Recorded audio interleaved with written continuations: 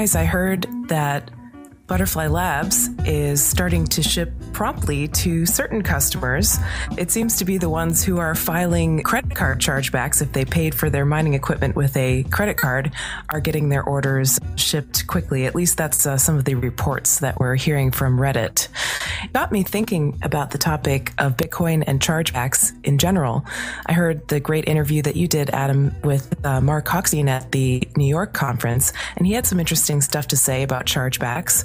All of the legacy banking system has chargebacks built into it. There aren't that many irreversible payment methods, which creates some issues when you're trying to convert legacy currency into Bitcoin. Classic example of people who try to sell Bitcoins on eBay. Somebody sends them a PayPal and then does a chargeback later and gets the Bitcoin and the money because the Bitcoin transaction is irreversible, whereas the dollar transaction can be reversed through chargebacks. I think there is a definite role for payment that are not subject to chargebacks, that are irreversible. There are some people who want to kind of build chargebacks into Bitcoin. I guess I was thinking about the whole topic. It's not just chargebacks that's happening for Butterfly Labs. Let's talk about that specific situation for a second. On the one hand, they've got these credit card refunds that are going through, but then on the other hand, actually, there's been a lot of movement in the space reaching out to the higher echelons of PayPal. I've seen a couple of these threads pop up, and it looks like people are getting, thousands of dollars back refunded by PayPal because Butterfly Labs hasn't fulfilled a number of their terms. They haven't delivered. They've refused refunds. At this point, they're known that they're not delivering in a timely fashion. And so some people have gotten people high in the ranks at PayPal to just push the button and start processing these transactions. I know of at least 25 or 30 people who have gotten back more than $1,000 in the last maybe week as a result of using this process. It does go to emphasize that on the one hand, Bitcoin is great because it doesn't put these potential burdens on the vendor or the manufacturer or whoever is actually doing the selling. But it really shows that people who didn't pay with PayPal or pay with credit card, people who paid with Bitcoin, they have no recourse in this situation. They're completely reliant on the goodwill of Butterfly Labs. And the reality is that Butterfly Labs at this point doesn't really have any goodwill for them for whatever reason. I mean, it could be because they don't have the money because it's all been spent on manufacturing or whatever, but they haven't held up to their end of the bargain. And the people who have recourse are the people who avoided paying in Bitcoin. And it's important to keep in mind here that these same people are the people who also got the worst part of the deal, because as they've been waiting, those people who paid in Bitcoin have had the value of the Bitcoins that they spent for nothing go up. It just goes to show, for me, again, that you can't place pre-orders with Bitcoin because it has all of these reasons why that's a terrible idea. It's such an interesting double-edged sword, right? Because as a buyer, you want protection in case something that you pre-order in this case, or something that you buy, doesn't come in the form that you expected it in a timely manner. In this case, the people who pre-ordered with Bitcoin from Butterfly Labs got the short end of the stick because they did pay with this irreversible payment system. When you're a buyer, you want protection of having the option to do a chargeback or having some kind of recourse. When you're a seller, you want the transaction to be irreversible, right? So maybe it depends on whether people are acting as buyers or sellers in each transaction, but it can be a double-edged sword, right? Because a lot of the same people who placed pre-orders with Butterfly Labs in Bitcoin and got totally shafted, basically, in some other situations, they're really glad that Bitcoin transactions are irreversible. I think it has a lot to do with the seller too. The seller has to be responsible. That's really the thing that Bitcoin puts on there, there's no get out of jail free card. But if you're dealing with a seller who is responsible and who values their reputation, which, clearly for whatever reason, either they can't pay attention to their reputation or it's not that important to them, but it's not a motivating factor for Butterfly Labs. I think in the end, it's the buyer who has to be responsible. They have to be responsible for the security of their purchase. And what Bitcoin does is it introduces or reintroduces caveat emptor, buyer beware. Bottom line here is that if people were making this transaction on the street in cash, the cultural signifiers of cash would get their brain into gear and tell them caveat emptor, you're handing cash over. Look the other person carefully in the eye and make sure you're going to get a product in return. It's because this is a new form of payment and people are doing this online. The cultural signifiers of danger, irreversible payment aren't quite there. And people don't quite think it through. I think over time, if you have an established irreversible currency in the culture, people become used to it. You don't walk up to someone and hand them a big chunk of cash because you know better. And I think over time, people will learn to associate Bitcoin with irreversibility the same way. So is this a first world problem then? Because in the US, at least, it seems people are really, really used to using plastic to pay for everything. Whereas in other parts of the world, I imagine that cash transactions are much more the norm, especially places where people are unbanked. And so they're not going to have access to a debit card, a credit card, or a bank account, all of which are reversible kinds of transactions. What do you guys think? Is this a first world problem? Very much so. It's typical. Irreversible transactions are not a bug. They're the most important feature of Bitcoin, or one of the most important features of Bitcoin. The fact that it's a push currency instead of a pull currency, I think, is pretty critical. It took me several months to figure this out when I first found out about Bitcoin. As you get to use it for a while, you gradually start to realize that it's not the same as other currencies. When we talk about a push currency versus a pull currency, that's to say that when I'm spending money, I send a payment rather than receiving a request for payment. Well, more so that no other party can take a payment. Pretty much in most of the other transactional systems, whether that's debit cards, credit cards, checking accounts, things like that, in all of those cases, someone else can debit your account with the appropriate authorization, I guess, in advance. And the authorization is the important part there, right? Because if you have the authorization, it doesn't matter what your identity is, because that assumes that the identity that is in control has authorized, has given you permission, even if not for this particular transaction. Right. It's a difference between control and authorization. You never have the control with those payment systems, but you may also give up the authorization. With Bitcoin, you are the only one who has the control.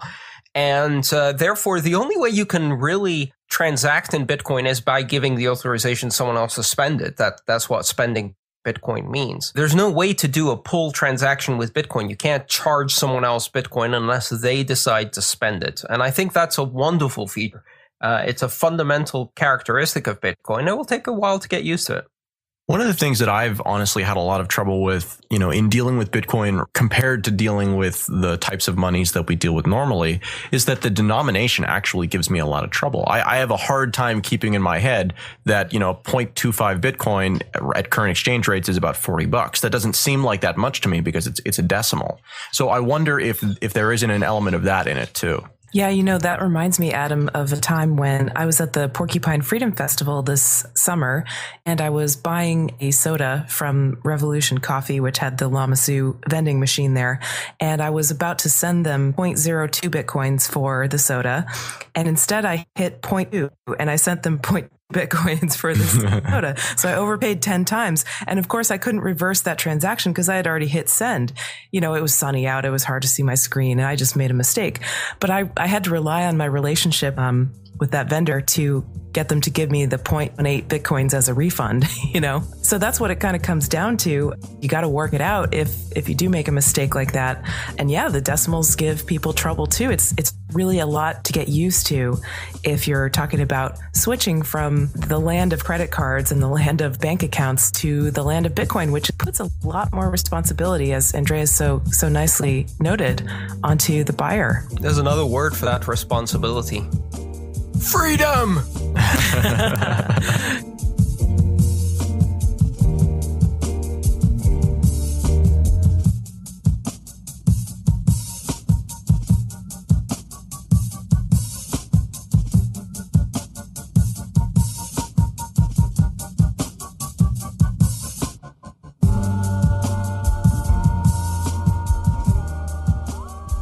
We've been getting involved a little bit with the elections that have been going on in the Bitcoin Foundation, hosted a series of debates for the candidates who are running for the individual seat.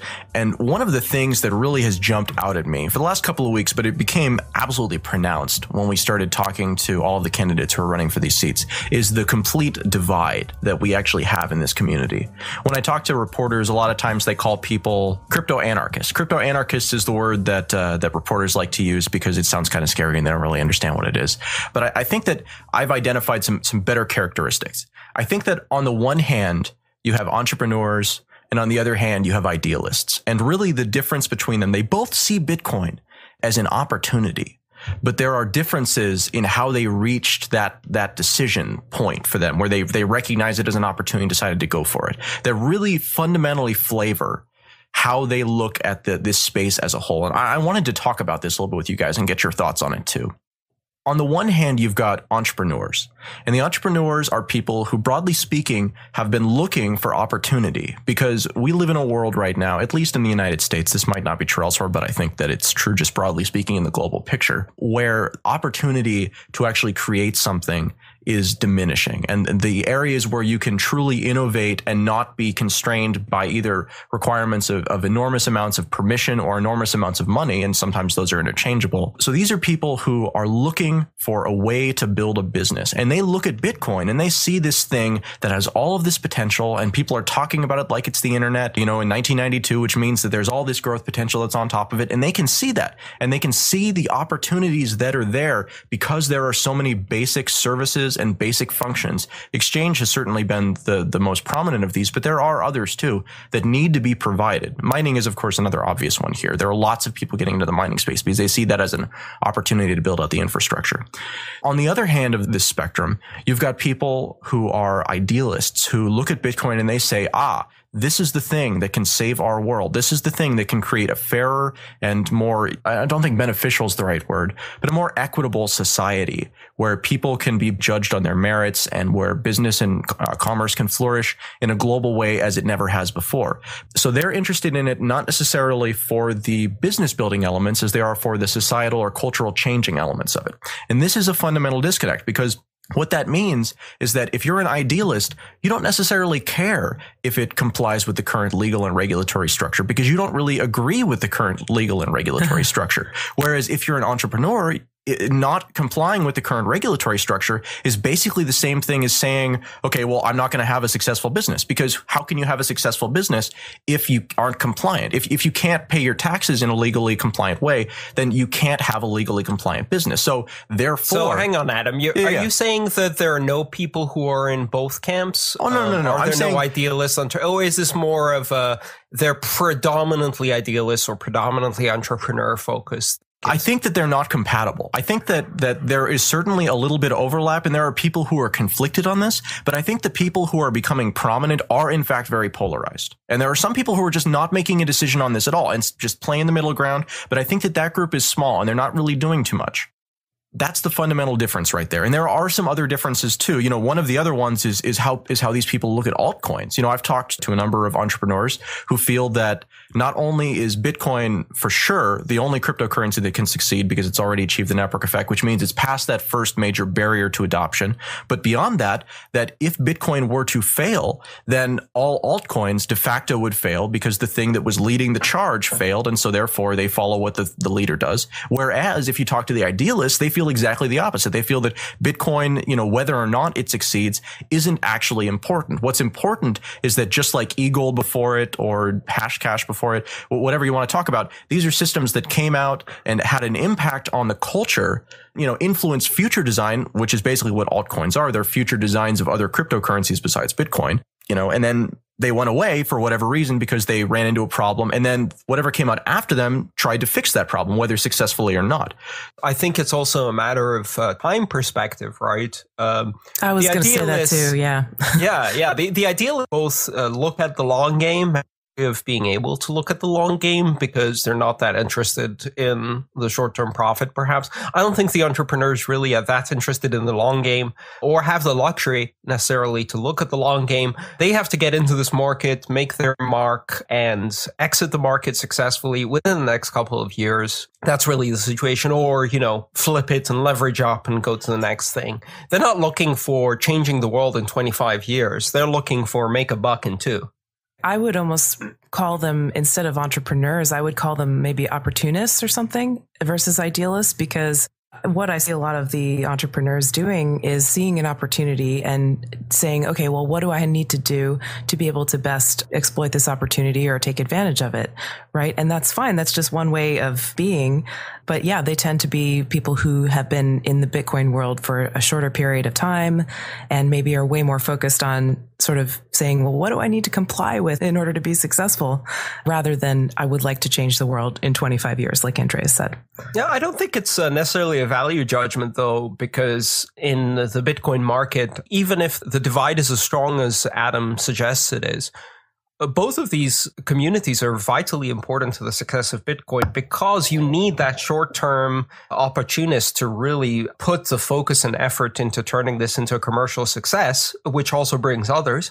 But at the same time, you also need the idealists looking at the long game and thinking about the impact this will have on society. So, these two categories, if you like, as different as they are, as diametrically opposed perhaps they are in their motivations and goals, both absolutely necessary to Bitcoin, right? There are some things that they agree on. Everybody agrees that, and I think this is why the first conference that we went to, that conference in San Jose, was called the future of payments rather than the future of money. Because if you think about it, the future of payments is a very specific term that talks about payment technology, basically, and suggests that that's what Bitcoin is, when really, it could be argued that, yes, it's a payment network, but it also arguably is the future of money, much more than it is the future of payments. The entrepreneurs picked that title for sure. Exactly. But I mean, that's kind of the thing. And another thing that really has jumped out at me is the importance of internationalization.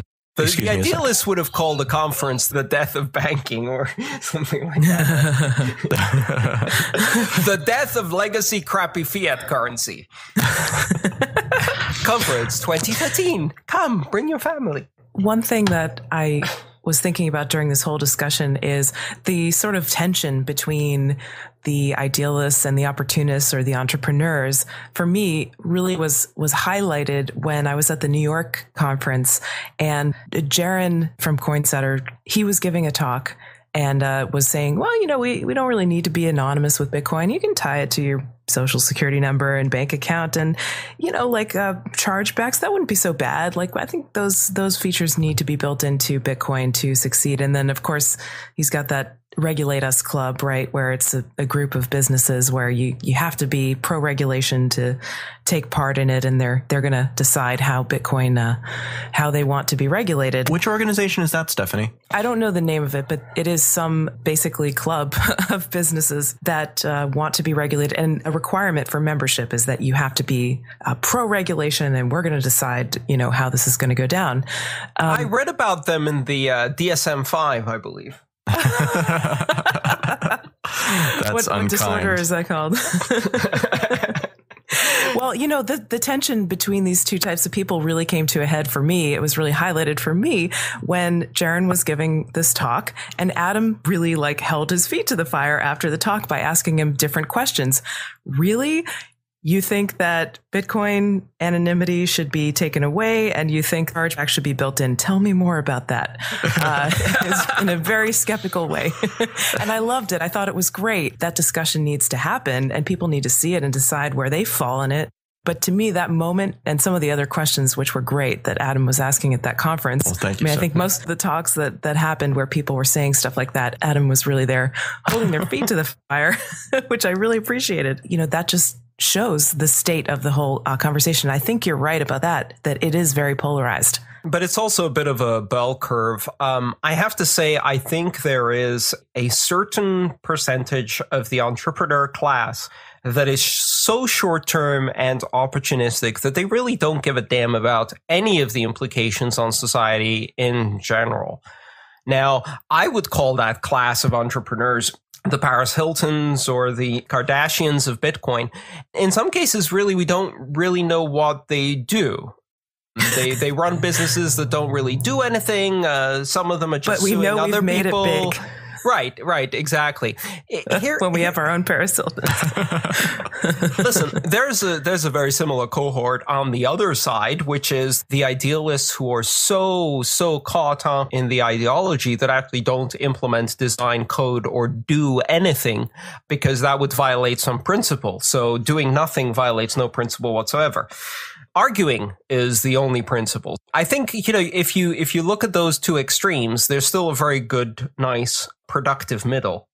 I totally agree with you. But, I think it follows on with the conversation we've been having about internationalization and what, and just in general, you can see all of these fights that are happening right now, like the fight over whether or not lobbying should be a priority for anybody, or if it's something that should be left to organizations like Data that are forming with the idea that they'll try to represent virtual currencies or represent digital currencies with various legislative bodies, as opposed to having specifically Bitcoin businesses spending time and money and resources on trying to make that case up front. If you're someone who really wants to have a legal business, then that certainty to you is incredibly important. But if you're not, then it just doesn't matter at all. It seems like it seems like you're, like the conversations we've had before, where you're essentially inviting in someone who's going to do you harm.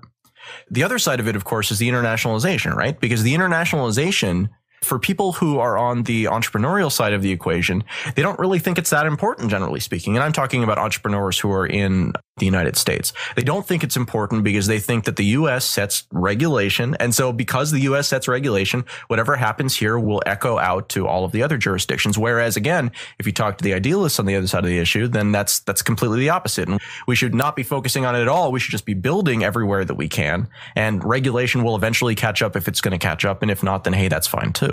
It's going to be interesting to see how this shakes out with different countries deciding, or different, geographical locales deciding what they're going to do with Bitcoin, because then there's even more opportunities. Okay, we'll go to the place where it's most Bitcoin friendly and we'll try to start a business there. But then there's going to be a lot of competition. There can be different niches. I see those opportunists seeing the opportunities there, doing what they do best and taking advantage of them, right? So it's true. We need both.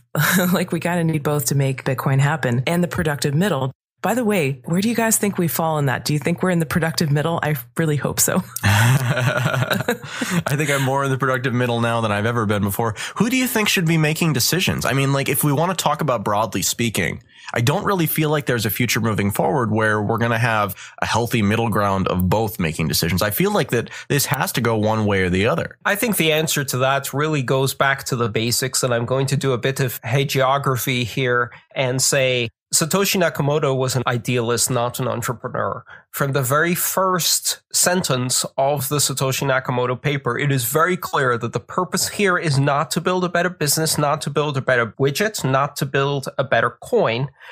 The purpose is to change the world. And that comes through from the very first sentence. So at the end of the day, this whole endeavor started by idealists. I think we should thank the entrepreneurs and keep fighting for what's right. Let me challenge you on that, Andreas. Idealists are good catalysts, right? So you talk about the two different personalities when it comes to their business style. Broadly speaking, again, these are huge generalizations. You find that on the idealist side, a lot of times you have catalysts who are much more interested in starting something like Satoshi did. Satoshi was a good catalyst who started Bitcoin and then got the heck out of the way. But there's nobody running this. There's nobody who has gotten out in front and taken over, the PR for Bitcoin. There have been a couple of pretenders, but it's never really worked. I'd argue that they are running it, and they're running it in the only way that matters, because these ideologues write code. And at the end of the day, that's the difference between being an ideologue who can't do anything and being an ideologue who has an effect. So writing code is how ideologues act in this particular case, and they are absolutely doing that on a daily basis. And there are critical decisions being made every day in Bitcoin by the developers that are part of that ideology. Hello, I'm Jeffrey Tucker, Bitcoin enthusiast and host of the upcoming Cryptocurrency Conference in Atlanta, Georgia, October 5th. We've got a marvelously libertarian-infused day of discussion about what is indisputably the future of money, and you are invited. For those of you who can't attend, we've partnered with Let's Talk Bitcoin to offer video conference passes available for government currency and, of course, Bitcoin. For more information, bitcoinvideopass.com.